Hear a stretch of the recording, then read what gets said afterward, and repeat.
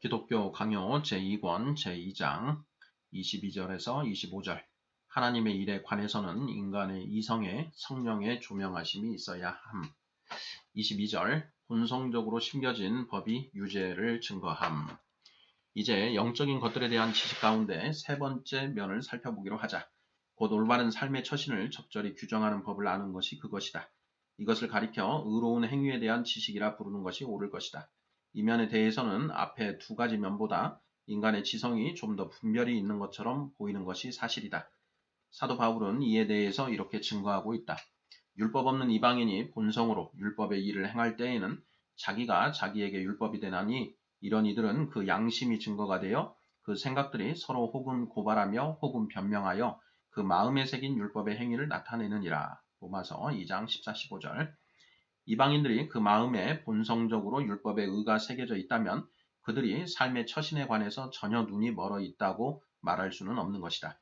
사도가 여기서 말하고 있는 그 본성에 새겨진 법에 따라서 사람이 삶의 처신에 관한 올바른 표준을 충분히 가르침을 받는다는 사고만큼 일반화되어 있는 것이 없을 것이다. 그러나 사람들에게 이러한 법에 관한 지식이 부여된 목적이 무엇인가를 생각해 보자. 그러면 그 지식이 이성과 진리의 목표를 향하여 어느 정도나 사람을 이끌 수 있는지가 곧바로 드러나게 될 것이다. 또한 전후 문맥을 살펴보면 바울의 말에서도 그것이 분명히 드러난다. 그는 바로 앞에서 율법 없이 범죄한 자는 율법 없이 망하고 율법이 있고 범죄한 자는 율법으로 말미암아 심판을 받는다고 말했다. 로마서 2장 12절. 그리고 이방인들이 심판도 받지 않고 그냥 망한다는 것이 불합리하게 보일 수도 있으므로 바울은 즉시 이방인들에게는 양심이 율법을 대신하며 따라서 그들에 대한 정죄가 정당하다는 것이 충분히 입증된다는 사실을 덧붙이고 있는 것이다. 그러므로 본성에 부여받은 법의 목적은 사람으로 하여금 핑계하지 못하도록 하는 데 있는 것이다. 그렇다면 다음과 같은 정의가 부적절하다 할 수 없을 것이다. 본성의 법이란 정의와 부정의를 충분히 구별하게 해주며 따라서 무지를 핑계로 삼지 못하도록 만들며 동시에 사람들 스스로 자기들의 유죄를 깨닫게 해주는 바 양심의 판단이다. 사람은 자기 자신에 대해서 매우 관대하기 때문에 악을 범하게 되면 그 즉시 할 수 있는 만큼 그 마음에서 죄의식을 물리치려 하는 법이다. 그렇기 때문에 플라톤은 그의 프로타고라스에서 우리가 죄를 짓는 것은 오로지 무지 때문이라고 말하지 않을 수 없었던 것으로 보인다. 만일 인간의 외식이 악행을 기술적으로 감추어서 사람의 마음으로 하여금 하나님 앞에서 악을 범한 것으로 인정하지 않도록 막을 수만 있었다면 이런 플라톤의 진술이 적절한 것이었다고 말할 수 있을 것이다. 그러나 죄인은 자기 속에 심겨져 있는 선악을 판단하는 능력을 회피하려 하면서도 계속해서 그것에 끌려다니며 때로는 시키지 않아도 그 능력의 활동을 묵인하기도 하고 싫든 좋든 그 능력에 대해 눈을 뜨기도 하는 것이다. 그러므로 사람이 오로지 무지 때문에만 죄를 짓는다는 말은 그릇된 것이다. 23절 테미스티우스와 아리스토텔레스의 가르침. 테미스티우스는 좀 더 정확한 가르침을 주고 있다. 그는 사물의 일반적인 정의와 본질 문제에 있어서는 지성이 속는 경우가 거의 없으나 그 이상 더 넘어설 때에는 그 원리를 구체적인 개개의 경우들에 적용시킬 때에는 속기 시작한다고 하였다. 살인이 악이라는 일반적인 원리는 누구나 다 인정할 것이다. 그러나 원수를 죽일 음모를 꾸미는 사람은 살인을 마치 선한 것처럼 생각하는 것이다. 간음하는 자도 간음이라는 일반적인 처신을 악하다고 여길 것이다. 그러나 정작 자기 자신의 간음에 대해서는 은밀하게 자기 자신을 정당화시키는 것이다. 스스로 그런 입장에 처하게 되면 자신이 세워놓은 일반적인 원리를 잊어버리고 마는 것, 바로 여기에 사람의 무지가 있는 것이다. 이 점에 대해서 아우구스티누스는 시편 57편 1절을 주의하는 가운데 멋지게 지적해주고 있다. 그러나 테미스티우스의 법칙도 예외가 없는 것은 아니다. 때로는 악을 행하는 것에 대한 수치가 양심을 억눌러서 사람이 스스로 억지로 그런 행위를 선한 것으로 정당화시키는 것이 아니라 그것이 악한 것임을 알면서도 고의적으로 악을 행하는 경우도 있기 때문이다. 다음과 같은 말이 바로 그런 심리를 잘 드러내준다 하겠다. 더 좋은 것이 보이고 또 그것이 더 좋다는 것도 알지만 그래도 나는 더 나쁜 쪽을 택하리라. 내가 보기에 아리스토텔레스가 무절제와 방종을 구별한 것은 참으로 예리한 것이었다는 생각이 든다. 그는 이렇게 말하고 있다. 무절제가 지배할 때에는 혼란스러운 정신 상태나 감정이 마음의 구체적인 지식을 빼앗음으로써 다른 비슷한 경우들에서는 악행을 잘 분간하면서도 자기 자신의 악행에서는 악을 구별할 수 없게 되고 만다. 그러다가 정신의 혼란스러움이 가라앉으면 곧바로 후회가 생겨난다. 그러나 반대로 방종은 죄를 깨닫더라도 사라지거나 소멸되지 않고 오히려 끈질기게 습관적인 악을 택하기를 고집하는 것이다. 24절 인간의 이성과 십계명, 성과 악을 구별하는 보편적인 판단에 관한 이야기를 들을 때에 그것이 반드시 건전하고 모든 면에서 온전하다고 여겨서는 안 된다. 사람의 마음에 의와 불의를 분간하는 능력이 주어져 있다 하더라도 그것은 사람이 무지를 핑계로 삼지 못하게 하기 위한 것일 뿐이므로 그런 능력이 있다고 해서 개별적인 경우들마다 반드시 사실을 분간할 수 있는 것은 아니기 때문이다. 그들의 깨달음이 확대되어 도저히 회피할 수가 없을 정도까지 되어 자기들 자신의 양심의 증거에 의하여 정죄를 받아 지금부터라도 하나님의 심판대 앞에서 떨게 된다면 그것으로 족하고도 남을 것이다. 완전한 의의 표준인 하나님의 율법으로 우리의 이성을 가늠해보면 그것이 얼마나 많은 점에서 눈이 멀어 있는가를 알게 될 것이다. 우리의 믿음을 하나님께 두고 그의 높으심과 의로우심을 찬송하며 그의 이름을 부르며 안식일을 진실로 지키는 것 등 십계명의 첫째 돌판의 주요 내용과도 전혀 일치하지 않는 것이다. 사람이 과연 본성적인 지각에만 의지하여 이런 것들이 바로 하나님께 드려야 할 합당한 예배라는 것들을 조금이라도 생각해 본 일이 있는가?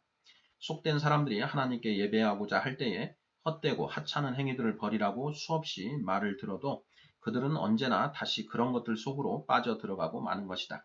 물론 하나님께서는 순전한 의도가 담기지 않은 제사를 기뻐하지 않으신다는 것은 인정한다. 그리고 이로써 그들이 하나님께 드리는 영적 예배에 대해서 무언가 생각을 갖고 있다는 것을 스스로 증거한다. 그러나 즉시 거짓된 방법들을 고안해내어 순전한 생각을 더럽혀 버리는 것이다. 그들로서는 예배에 관하여 율법이 규정하는 것이 진리라는 것은 결코 납득할 수가 없기 때문이다. 이렇게 스스로 지혜롭지도 못하고 경고를 제대로 받아들이지도 못하니 어떻게 이성이 분별력이 뛰어나다고 말할 수가 있겠는가? 십계명의 둘째 돌판의 강령들에 대해서는 사람들이 다소 이해를 하는 편이다. 이 강령들은 그들이 속한 시민사회를 유지하는 문제와 더 밀접하게 관련을 갖고 있기 때문이다. 그러나 여기서도 무언가 결점이 눈에 띈다. 불의하고 포악한 지배가 있을 경우에 그것을 제거할 방법이 있는데도 불구하고 그것을 그냥 견딘다는 것은 지극히 훌륭한 성품을 지닌 사람도 전혀 지각 없는 처신으로 여긴다. 그런 지배를 인내로 견딘다는 것은 노예 근성을 지닌 비열한 사람이라는 증표이며 명예를 아는 자유인은 마땅히 그런 지배를 떨쳐버린다는 것이 인간의 이성의 일반적인 판단일 것이다. 철학자들도 억울하게 받은 상해에 대해서 보복하는 것은 악행이라고 생각하지 않는다.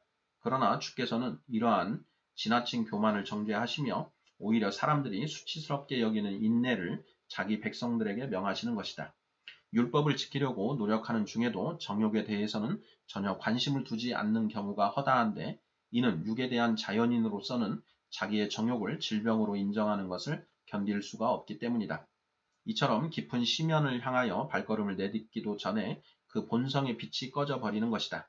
철학자들이 무절제한 마음의 움직임을 악행으로 분류하기는 하지만 이것은 더 심하게 겉으로 표시가 드러나는 그런 악행들을 뜻하는 것이다.